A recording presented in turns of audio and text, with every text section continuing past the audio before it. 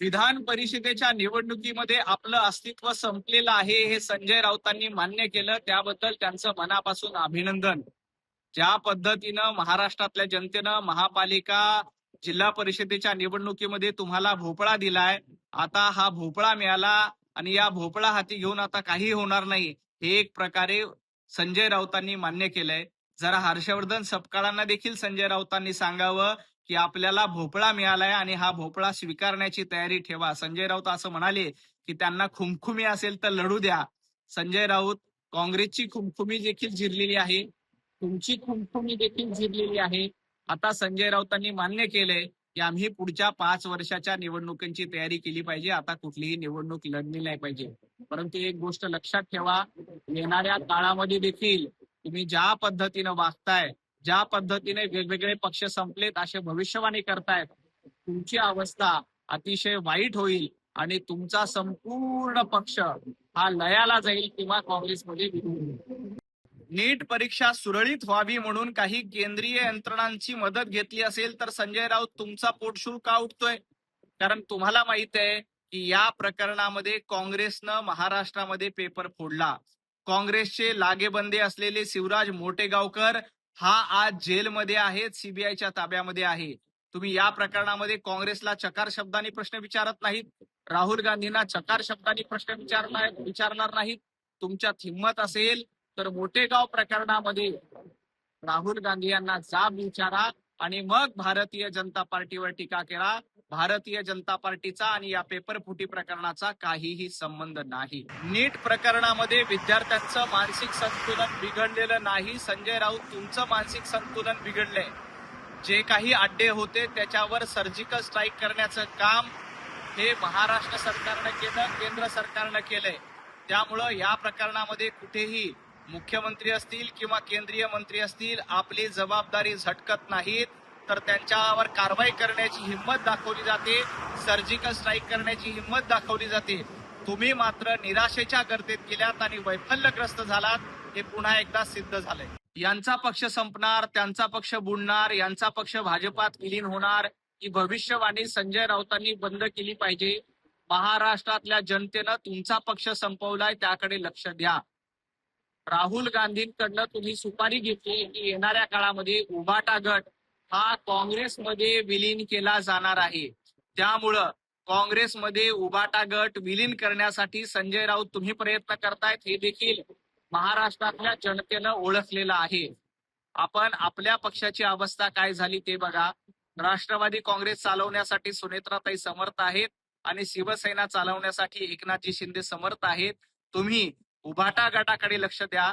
उभाटा गट येत्या काळामध्ये कशा पद्धतीनं काँग्रेसमध्ये नेता येईल यासाठी ती तुम्ही रणनीती आखली आहे, त्याच्याकडे बघा. नीट परीक्षा सुरळीत व्हावी म्हणून काही केंद्रीय यंत्रणांची मदत घेतली असेल तर संजय राऊत तुमचा पोटशूळ का उठतोय? कारण तुम्हाला माहित आहे की या प्रकरणामध्ये काँग्रेसनं महाराष्ट्रामध्ये पेपर फोडला. काँग्रेसचे लागेबंदे असलेले शिवराज मोटेगावकर हा आज जेलमध्ये आहेत, सीबीआयच्या ताब्यामध्ये आहे.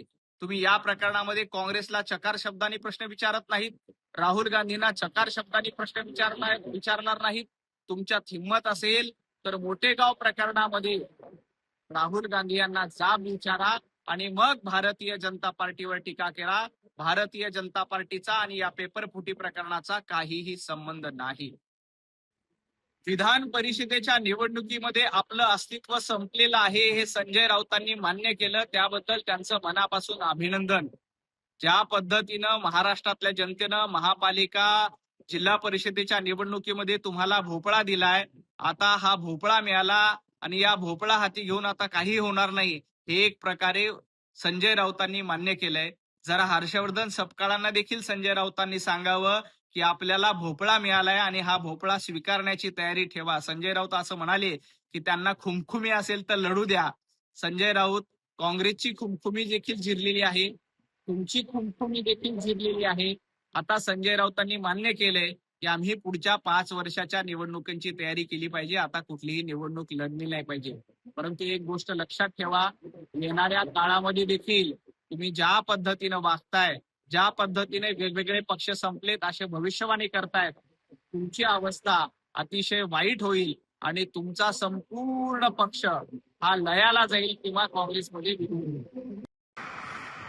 नीट प्रकरणामध्ये विद्यार्थ्यांचं मानसिक संतुलन बिघडलेलं नाही. संजय राऊत, तुमचं मानसिक संतुलन बिघडलंय. जे काही अड्डे होते त्याच्यावर सर्जिकल स्ट्राईक करण्याचं काम हे महाराष्ट्र सरकारनं केलं, केंद्र सरकारनं केलंय. त्यामुळं या प्रकरणामध्ये कुठेही मुख्यमंत्री असतील किंवा केंद्रीय मंत्री असतील, आपली जबाबदारी झटकत नाहीत, तर त्यांच्यावर कारवाई करण्याची हिंमत दाखवली जाते, सर्जिकल स्ट्राईक करण्याची हिंमत दाखवली जाते. तुम्ही मात्र निराशेच्या गर्दीत गेल्यात आणि वैफल्यग्रस्त झालात, हे पुन्हा एकदा सिद्ध झालंय.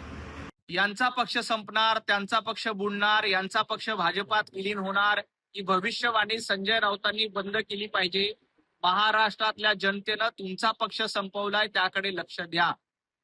राहुल गांधींकडनं तुम्ही सुपारी घेतली की येणाऱ्या काळामध्ये उभाटा गट हा काँग्रेसमध्ये विलीन केला जाणार आहे. त्यामुळं काँग्रेसमध्ये उभाटा गट विलीन करण्यासाठी संजय राऊत तुम्ही प्रयत्न करतायत, हे देखील महाराष्ट्रातल्या जनतेनं ओळखलेलं आहे. आपण आपल्या पक्षाची अवस्था काय झाली ते बघा. राष्ट्रवादी काँग्रेस चालवण्यासाठी सुनेत्राताई समर्थ आहेत आणि शिवसेना चालवण्यासाठी एकनाथजी शिंदे समर्थ आहेत. तुम्ही उभाटा गटाकडे लक्ष द्या. उभाटा गट येत्या काळामध्ये कशा पद्धतीनं काँग्रेसमध्ये नेता येईल यासाठी ती तुम्ही रणनीती आखली आहे, त्याच्याकडे बघा. एबीपी माझा, उघडा डोळे बघा नीट.